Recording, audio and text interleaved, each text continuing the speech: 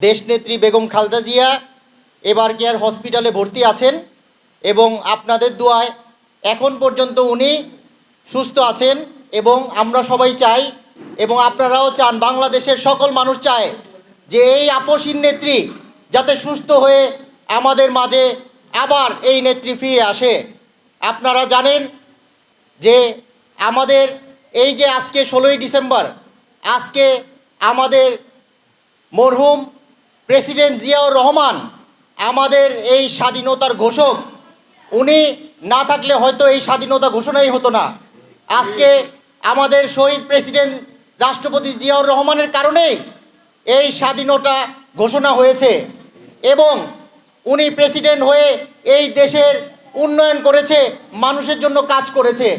আপনারা দেখেছেন উনি নিজে অক্লান্ত পরিশ্রম করে আজকে এই মাঠে ঘাটে কাজ করে আজকে আমাদের এই সুন্দর বাংলাদেশ এবং আমাদের এই বাংলাদেশের মাটিতে আপনারা জানেন এই শহীদ প্রেসিডেন্ট জিয়াউর রহমানের ফ্যামিলির কারণেই আজকে আমাদের দেশে এই কলকারখানা, ব্যবসা বাণিজ্য যত কিছুই বলেন না কেন, আজকে জিয়া ফ্যামিলিরই অবদান আজকে এই আমাদের বাংলাদেশের উন্নয়ন।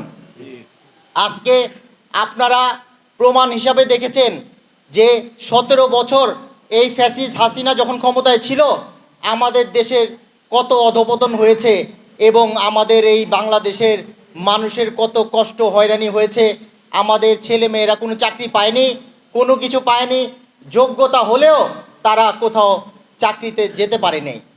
আজকে আপনারা জানেন আমাদের শহীদ প্রেসিডেন্ট জিয়াউর রহমান এবং আমাদের তিনবারের প্রধানমন্ত্রী দেশনেত্রী বেগম খালেদা জিয়ার সন্তান আমাদের দেশনায়ক, দেশরত্ন জনাব তারেক রহমান 17 বছর অন্য দেশের মাটিতে বসে আমাদের এই দেশকে কিভাবে আবার এই স্বৈরাচার মুক্ত করা যায় শুধু এই অক্লান্ত চিন্তাই করেছে এবং উনি শুধু একটা রুমে বসে আপনারা জানেন আমাদের এই বিএনপির নেতাকর্মীদেরকে নিয়ে, বাংলাদেশের জনগণদেরকে নিয়ে আজকে এমন এক আন্দোলন করেছে।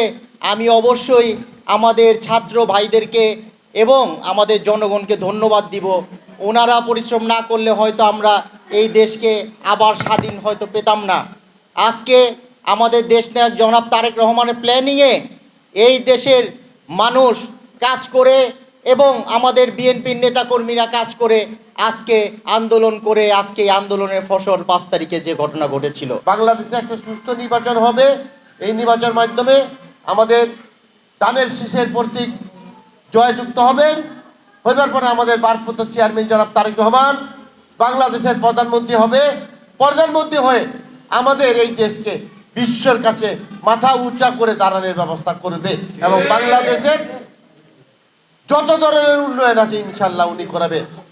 উনার একটাই স্লোগান, চাঁদা মুক্ত বাংলাদেশ, মাদক মুক্ত বাংলাদেশ, সন্ত্রাস মুক্ত বাংলাদেশ, কিশোর গ্যাং মুক্ত বাংলাদেশ।